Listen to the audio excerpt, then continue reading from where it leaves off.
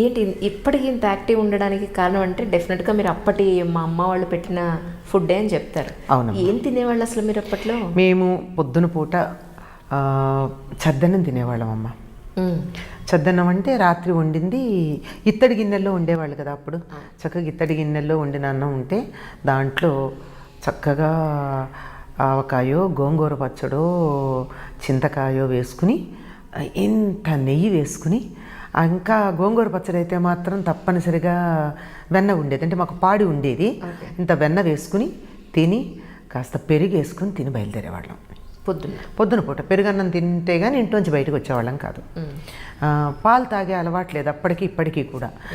నేను ఎప్పుడు నవ్వుతూ అంటూ ఉంటాను, పాలు ఎందుకు తాగరంటే పాడిలో పుట్టి పెరిగాం కదా మాకు అందుకని పాలు ఇంటి నిండా పాలు పెరుగు బాగా ఉండేవి. పెరుగు కూడా నేను కొద్దిగా వేసుకునేదాన్ని, మాకు సుష్టుగా ఉన్నా సరే. అయితే ఒక్క పొద్దున్న చద్దన్నంలో మాత్రమే మాకు పెరిగేసేవాళ్ళు. రాత్రికి ఎట్టి పరిస్థితుల్లో మజ్జిగ. మధ్యాహ్నం కూడా నాన్నగారు చూడకుండా కొంచెం పెరిగేసుకోవడమే తప్ప నాన్నగారు పెరిగేసుకోవడానికి ఒప్పుకోరు. కారణం ఏంటంటే పెరుగు యాజ్ ఇట్ ఈజ్ అనారోగ్యం. అందుకని మజ్జిగ చేసి కవ్వంతో చిలగొట్టిన మజ్జిగ, అంటే సాధారణంగా వెన్న తీసేవాళ్ళు బాగా ఉండేది కనుక ఏ కారణంగాన వెన్న తీయకపోయినా మజ్జిగ చిలక కొట్టినటువంటి మజ్జిగతోనే తినే అలవాటు అనమాట. అంచేత పొద్దున మాత్రమే చద్దనానికి మాకు పెరుగు. ఇప్పుడు చద్దన్నాలు ఎక్కడివి అసలు? చద్దన్నాలు తింటుంటే అనారోగ్యం అనేస్తున్నారు కదా, అదే కానీ మరి అంటున్నారు కాదమ్మా. ఇప్పుడు అమెరికాలో వాళ్ళు పరిశోధన చేసి చెప్పింది ఏమిటంటే B12 అవి రావాలంటే రాత్రి వండి పొద్దున తిన్న అన్నంలోనే వస్తుంది, అది తినమని కదా వాళ్ళ సలహా చెప్తున్నారు. ఒక రాత్రి నిల్వ ఉంచినటువంటి అన్నంలో B12 మెగ్నీషియము ఇంకా ఏవో చాలా చెప్పారు వాళ్ళు. ఆ మొత్తం అన్నా ఉంటున్నాయి కనుక చద్దన్నం చాలా మంచిది. అందులో ఉప్పు కానీ కొంచెం నీళ్లు కానీ లేక మజ్జిగ కానీ వేసి పొలవ పెడితే ఇంకా చాలా ఎక్కువ వాటి పొటెన్సీ పెరుగుతుందని చెప్పారు. అంచేత మరి మన వాళ్ళు ఆలోచించే పెట్టారే, అప్పటికప్పుడు వండి పెట్టలేకపోయారా? అవును. మన సాంప్రదాయమైన వంటలు ఏవైతే ఉన్నాయో, మన భారతీయ సాంప్రదాయంలో ఉన్న పాతకాలపు పద్ధతులన్నీ కూడా ఎంతో సైంటిఫిక్ రీజన్స్ కలగలిపిన ఉన్న జీవన విధానం అంది. ఒక్క మాటలో చెప్పాలంటే మన ఇళ్లలో అమ్మమ్మలో బామ్మలో చెప్తే వినే పరిస్థితి లేదు. ఎవరో out side of the country, అవును, విదేశీయులు పరిశోధన చేసి ఇలా అని చెప్తే ఓహో అవునా అని అప్పుడు మన వాళ్ళు కానీ దాన్ని నమ్మే పరిస్థితి లేదు ఈరోజు. మరి ఇప్పుడు కూడా నేను అందులో ఉండేటటువంటి పోషకాల పట్టికంతా చెప్పలేదు కదమ్మా. ప్రతి వాళ్ళకి ఇప్పుడు నాకే 3 or 2 గుర్తున్నాయి, అందులో ఉన్న 10 అందరికీ ఎక్కడ గుర్తుంటాయి కనుక పోషక విలువలు ఉన్నాయి అని ఒక్క మాట వరకు చాలు. అట్లా ప్రతిదీ కూడా డీటెయిల్స్ అందరికీ అవసరం లేదని పక్కన పెట్టేయడం, ఫలితాంశం మాత్రమే మనకు ఉపయోగంగా ఉండేటటువంటి దాన్ని ఉపయోగించుకోవడం. ఈ పద్ధతిలో దీని విలువలు మనం మర్చిపోయాం. ఎక్స్పెరిమెంటేషన్ ప్రొసీజర్ అన్న దాని గురించిన దాంట్లో ఎక్కువ చెప్పకుండా ఇన్ఫరెన్సెస్ మాత్రమే ఇచ్చారు మనకి ప్రయోగంలో. ఆ ఇన్ఫరెన్సెస్ వల్ల వెనకాల ఏం జరుగుతోంది అని మాకు కావాలి. అందరికీ అన్నీ తెలియాలంటే ఈ చిన్న బుర్రలో ఎన్ని పడతాయి? ఒక వైద్యుడు ఇల్లు కట్టలేడు, ఒక ఇంజనీరు మందులు ఇవ్వలేడు. నాకు అది తెలియాలి ఇది తెలియాలంటే రెండూ చేయకుండా ఉభయభ్రష్టత్వం అవుతుంది. అందువల్ల ఒక రంగంలో నిష్ణాతులైన వాళ్ళు చెప్పినటువంటి దాన్ని మనం ఎంత గుడ్డిగా నమ్ముతున్నాం. మందిస్తే ఆ మందులో ఉన్నటువంటి కాంపోజిషన్ తెలుసుకోకుండా వేసుకుంటున్నామా లేదా? వైద్యుడు చెప్పినప్పుడు ఆయన ఏదో చదువుకున్నాడు అనేటువంటి నమ్మకంతో ఆ విధంగా వాళ్ళు అందరికీ ఈ విషయాలన్నీ చెప్పేసి వాళ్ళ బుర్రలన్నీ నింపేయాల్సిన పనేముందిలే అని చెప్పి ఇలా చెయ్యండి అన్నారు. పాటించిన వాళ్ళు బాగుపడ్డారో, నష్టపోయిన వాళ్ళైతే ఎవరు లేరు కదా. నిజం. అదే ఈ ఆధ్యాత్మికంగా ఎన్నాళ్ళ నుంచి చెప్తున్నారు ఇలాగా ప్రజలందరికీ కూడా, కానీ లేకపోతే టీవీ ఛానల్స్లో? అమ్మ, ఆధ్యాత్మికంగా చెప్పడం అనేది టీవీ ఛానల్స్లో చెప్పడం 2007-2008 అప్పుడు మొదలైనట్టుంది. అంటే ఆల్మోస్ట్ ఇప్పుడు మొట్టమొదట మనకి ఆధ్యాత్మిక ఛానల్ భక్తి ఛానల్ వచ్చింది, అప్పుడే సంస్కృతి అనేది ఒకటి వచ్చింది అప్పుడు. కానీ అంతకుముందే నేను దూరదర్శన్లో కొన్ని చెప్పున్నా.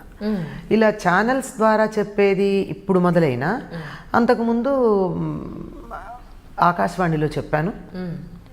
ఎప్పుడు 73, 74 నుంచి నేను ఆకాశవాణిలో ప్రసంగాలు, కొన్ని సాహిత్య ప్రసంగాలు, సామాజిక అంశాల మీద ప్రసంగాలు, అతి కొద్దిగా అంటే ఇంత చిన్నపిల్ల ఆధ్యాత్మికంగా ఏం చెప్తుంది అనే ఒక చిన్న సందేహం ఉంటుంది కదా. అంచేత అలా విజయవాడ రేడియో స్టేషన్ నుంచి, ఆ తర్వాత హైదరాబాద్ రేడియో స్టేషన్ నుంచి కూడా చాలా చెప్పాను. అయితే వీటన్నిటికన్నా కూడా ప్రధానంగా ఆధ్యాత్మికమైనటువంటి విషయాల గురించి మాట్లాడడం అన్నది మా గురువుగారి పర్యవేక్షణలో, మా గురు పూజల్లో నేను ప్రారంభించుకోవడం జరిగింది. అంటే అది ఎప్పుడంటే 1971 ప్రాంతం నుంచి, అంటే నాకు 21 ఏళ్ళు ఉన్నప్పటి నుంచి ఆధ్యాత్మిక విషయాలని ప్రస్తావించుకుంటూ ఉండడం, ఆ సభల్లో పాల్గొంటూ ఉండడం. ఎందుకంటే ఒక మంచి ఉపాధ్యాయుడు ప్రేరణ ఇస్తాడు. సామాన్యమైన ఉపాధ్యాయుడు పాఠాలు చెప్పచ్చు, కొంచెం సంతోషం కలిగించవచ్చు, జ్ఞానాన్ని ఇవ్వచ్చు. కానీ ఒక ఉత్తముడైనటువంటి ఆచార్యుడు తన ప్రవర్తన ద్వారా ప్రేరణ కలిగిస్తాడు. ఆ ప్రేరణ కారణంగా ఆయన చెప్తున్నటువంటి వాటికి మేము అలా సమ్మోహితులమైపోయి అసలు తన్మయత్వంలో ఉండిపోయి, ఆ విధంగా మేము ఎప్పుడైనా ఒక విషయాన్ని అర్థం చేసుకోగలమా, అర్థం చేసుకుని మేము అవగాహన చేసుకుంటామా, అవగాహన చేసుకుని ఆచరణలో పెట్టగలమా, ఆచరణలో పెట్టింది ఇతరులకు చెప్పగలమా అన్నటువంటి తపన ఉండేది. ఈ తపనతో 1971 ప్రాంతం నుంచి, అప్పటి నుంచి అడపాదడపా మా గురువుగారి పర్యవేక్షణలోనే ఎక్కువగా ఆయన వింటూ ఉండగానే, ఎందుకంటే తప్పులు చెప్తారు కదా, బయట వాళ్ళు ఎవరో మనలో తప్పులు బట్టి తిట్టే కన్నా మన గురువో, మన అమ్మో, మన నాన్నో మన తప్పులు సరిచేస్తే మనకి సంతోషం. వాళ్ళు బాగుపడాలని తప్పులు సరిచేస్తారు తప్ప మన్ని ఎద్దేవా చేయడానికో మన్ని అవమానపరచడానికో చేయరు కదా. అంచేత అలాగే చెప్పుకున్నాం. వారి ప్రోత్సాహమే ఇప్పటికైనా నేను మాట్లాడుతున్నానంటే వారు, నేను ఒక మౌత్ పీస్ లాంటి దాన్ని అని చెప్పుకోవాలంతే. విషయం అక్కడి నుంచే వస్తుంది. అప్పటి నుంచేనమ్మా సుమారుగా 71, 72 నుంచి ఆధ్యాత్మిక ప్రసంగాలు, సాహిత్య ప్రసంగాలు. సాహిత్యానికి ఆధ్యాత్మికానికి చాలా దగ్గర సంబంధం ఉన్న సంగతి చాలా మర్చిపోతూ ఉంటారు. సాహిత్యాన్ని నిజంగా అధ్యయనం చేస్తే అది ఇచ్చేటంత ఆధ్యాత్మిక వికాసం, సామాజికమైనటువంటి స్పృహ, వ్యక్తిత్వ వికాసం ఇంత అంతా కాదు. అంటే మీ గురువు గారు ఎవరు అని అడిగితే ఆయన గురించి ఒక మాటలో చెప్పాలి అని అంటే ఏం చెప్తారు? మా గురువు గారు, ఆయన పేరు చెప్పాలి అంటే కులపతి ఎక్కిరాల కృష్ణమాచార్యులు గారు. ప్రపంచవ్యాప్తంగా ఆయనకి మాస్టర్ ఈకే అన్న పేరుతో ప్రఖ్యాతి పొందారు. వరల్డ్ టీచర్ ట్రస్ట్ అనే పేరుతో ఒక ఆధ్యాత్మిక సంస్థను నెలకొల్పారు. ఈ వరల్డ్ టీచర్ ట్రస్ట్ అనే ఆధ్యాత్మిక సంస్థలో మెంబర్షిప్ కానీ డబ్బు కట్టడాలు కానీ లేవు. నేను స్వచ్ఛందంగా ఆధ్యాత్మిక ప్రగతి కోసం కృషి చేస్తాను అనుకున్న వాళ్ళందరూ అందులో సభ్యుల కిందే ఉంటారు. ఇప్పుడు తరచుగా సమావేశాలు జరుగుతూనే ఉంటాయి. ఆ సమావేశాల్లో ఎవరైనా పాల్గొనవచ్చు. ఒక్కసారి పాల్గొని ప్రేయర్లో ఒక్కసారి భాగస్వామ్యం తీసుకున్నారు అంటే ఇనీషియేషన్ అయినట్టే కనుక చక్కగా అనుసరించవచ్చు. ఈ సంస్థకి సంబంధించినటువంటి శాఖలు ప్రపంచవ్యాప్తంగా అనేక దేశాలలో ఉన్నాయి.